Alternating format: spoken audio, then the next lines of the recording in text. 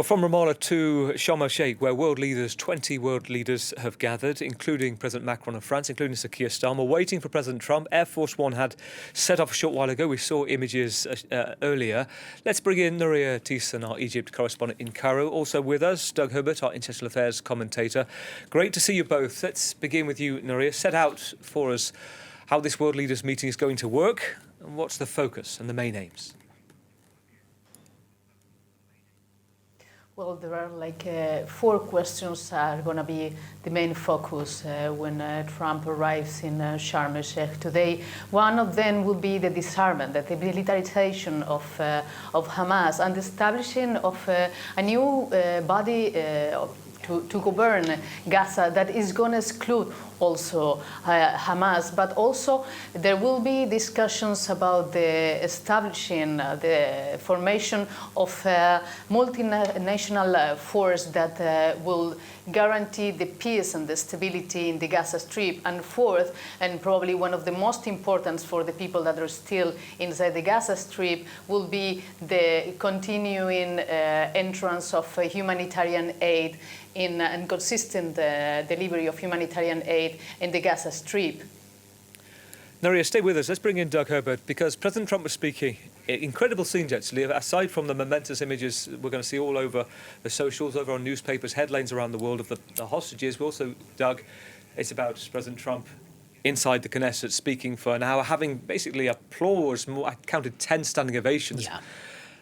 He talked about this being a new dawn before he went to Egypt. Talk us through your analysis of that, both the rhetoric, perhaps a hyperbole, some would say, we'll see, and also what was going on behind the scenes. How did you read it? Well, first of all, as our own correspondent there reported, the Knesset, the Israeli parliamentary chamber, was really packed with. Benjamin Netanyahu made an effort to do this, packed with his own Likud party activists. So yes, he got a lot of standing ovations, but a lot of those acclamations, a lot of that apparent enthusiasm, and I'm not saying it wasn't there, but it was carefully cherry-picked enthusiasm. That is, the people who were in that room had been essentially lobbied to be present and to be enthusiastic. There was that notable moment, you asked me a few takeaways, where we did see a crack in the edifice. It's sort of like the Matrix for a second flashed and went down. And what we saw there was reportedly two lawmakers from a left-leaning sort of joint Israeli-Palestinian party being escorted out of the chamber because they had been reported to be holding signs that said, "Recognize Palestine." Obviously a discordant note on a day where the marching orders from above were unity and appreciation and gratitude, even overweening fulsome gratitude towards the U.S. President Donald Trump. Donald Trump was preaching throughout to not just a captive audience and a rapt audience, but an audience who was really hardwired to his message. Peace is at hand, but a message that really took on board all of the Israeli talking points about what a peace should be and what a peace should not be. There was no lip service paid during that address, even though, as you correctly said, Donald Trump said this is the historic dawn of a new Middle East. He also said at one point that the age of terror is over, but he didn't once really speak about the devastation that has also been wrought on Gaza by civilians, essentially caught in the crossfire of a raging conflict between Hamas terrorists and the IDF, the Israeli Defense Forces. This was really a speech that was the embodiment of Netanyahu's vision for what comes next, what he hopes to come next in the Mideast. Doug, stay with us. I mean, incredibly close to your face when you're talking. We can see the aircraft, Trump's Air Force One. It's oddly juxtaposed just behind you. It kind of went into your head just for a minute. Nuria, while you're still with us listening, we're waiting. We've got live images of Air Force One about to arrive shortly in Sharm el-Sheikh. We often hear, and we heard it in the Knesset, Doug just set it out before, how celebrated President Trump is being in Israel. We hear it from Keir Starmer, from President Macron, the key change figure here. How's he seen in the Middle East? How's he seen in North Africa amongst Egyptians, for example? What's the take you have about President Trump? Well, we have to say honestly that Donald Trump is not as popular in Egypt and the Middle East as a whole as he is in Israel. So I'm not expecting him to be hailed as much as he's been celebrated there a few hours ago. But it's true that his arrival is bringing a certain hope to the region. Egyptians are big supporters of the Palestinians that have just next door, and they have been hoping for this agreement, for this ceasefire for a very long time. Egyptians have been trying and fighting really hard to implement this ceasefire and negotiating with both parties in this conflict to try to achieve a long-lasting peace. And for Abdel-Fattah el-Sissi, the Egyptian president, is particularly important because they are witnessing the role of strength in the region, thanks to this relation, a strong relation with Donald Trump, but also he is trying to implement a vision for Gaza. Back in March, he was proposing, the Egyptian government was proposing putting on the table a similar plan to the one that we are seeing now in this ceasefire after the implementation of the ceasefire last Friday. They consider also that there should be a government in Gaza that wouldn't include Hamas, but also they are looking forward for a two-state solution, which will be very important looking forward to the end of this conflict. It's also a very interesting moment, isn't it, in the limelight, co-chairing the stage for President el-Sissi, somebody who go back to Arab Spring, widespread, well-documented accusations since then of human rights abuses, of clampdown on the press and free speech. Set out how you see this moment for him.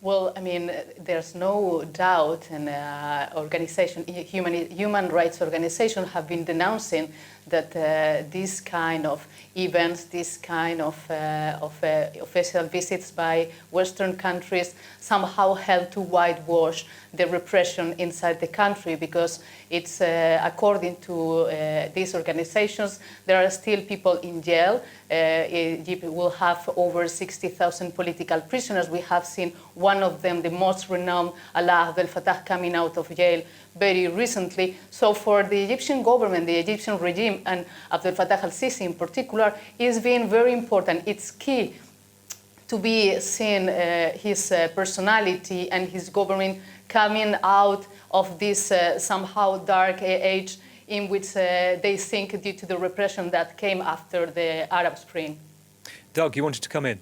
Yeah, no, I was just thinking, with Egypt, and Sisi being in the limelight, as you said, getting this, Egypt, I guess its role in whether these efforts to end the war work is crucial in every sense of the word. Let's remember, and we've reported on this before, one of Egypt's big concerns is obviously over security along Gaza's southern border with Egypt. And what specifically are we talking about?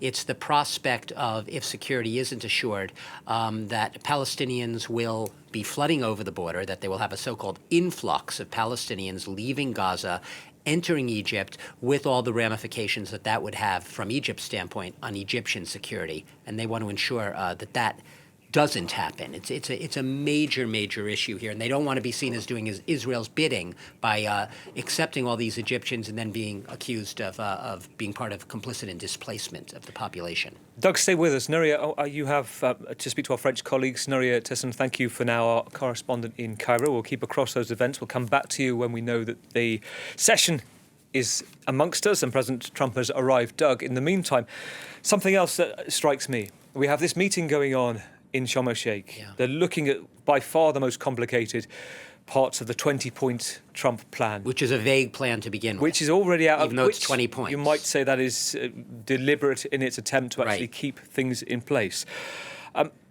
Security, stabilisation, governments of Gaza. Each one has threads and threads and threads that needs answering. But also, these are not part of the negotiations. This is trying to work out how world leaders want to see the shape of things, isn't it? Exactly. Bring us up to date with, we've talked about President Trump. Yeah.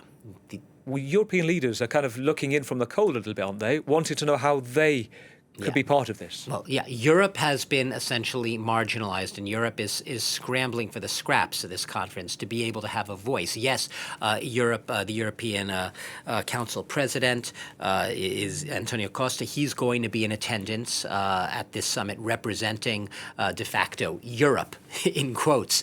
But the fact of the matter is, many European countries have become more and more estranged in their relations with Israel precisely because they have been at times playing a role that the U.S. has sort of backed away from, which is daring to criticize Israel in some aspects of its conduct of the conflict. That's a euphemism for its the devastation wrought upon Gaza, the consequences for Palestinian civilians, what the UN and other Commission of Inquiry deemed to be a genocide, and other international scholars and bodies have agreed with that label, rightly or not. All of these things, Europe is seen as being able to have a voice in both the humanitarian plank of what comes next and in trying to forge the rights of Palestinians, that whole plank, because among the vague things in this plan is exactly what sort of Palestinian entity will emerge from the rubble of this war, from the dust and devastation of this war. And for now, we don't have explicit calls for, say, an election in which Palestinians would be able to decide their fate. Right now, we have this so-called Board of Peace presided over by Trump, and them presiding over a Palestinian technocratic body, but we don't know who's going to be on the body. We don't know what sort of role the Palestinian Authority will end up playing if it reforms as called for in this plan. So all of that, the Europeans want to have a say in the human rights aspects and trying to get a foot in the door for the Palestinians in this conflict. There may be something, I'd like your reflection on this, that we may be overlooking that it's worth saying, which is the Europeans' perspective put forward by the British new Foreign Secretary Yvette Cooper, who said this recently on radio, and there's become a spat as a result between the US and Britain, which is this. She said, by Britain and France declaring there is a state of Palestine, by doing that, it allowed the Turkish, Qataris and Egyptians to put pressure on Hamas to say, they've done their bit, you've got nothing now to lose, you've made your mark. Mike Huckabee, the US ambassador to Israel, said, nonsense, tosh, ridiculous. In fact, you're only allowing Hamas to celebrate. Yeah. And you're actually cutting right to the chase of this of a big demarcation line at this conference, and that's going to be in one corner. Although the Israelis won't be physically present, but the U.S. and the Israeli view of what should happen next in Gaza versus, and perhaps it's not as explicit, but people sort of know where the lines are drawn, versus what, say, the Europeans and a lot of the Arab countries want to happen. And what I mean by the division between, the what happens next, what the Arab countries that Donald Trump did pay lip service to and homage to for their role in bringing about this moment in his speech this morning, what they want is to know if they're throwing, especially the Persian Gulf countries, if they're throwing their money, and a lot of the money, right, Donald Trump acknowledged some of the wealthiest countries in the world are going to be at this summit, if they're going to be throwing their money at the rebuilding, the reconstruction of Gaza, they want to know that there's not going to be, unpredictably perhaps a renewed Israeli military offensive, a new military operation. Let's not forget that Benjamin Netanyahu did say in recent days that the military campaign is not over yet, which makes some people, gives them reason or perhaps justification to believe that Israel at any pretext would see itself as having justification or the right to resume military operations. So that's going to be a big division here going forward at this conference.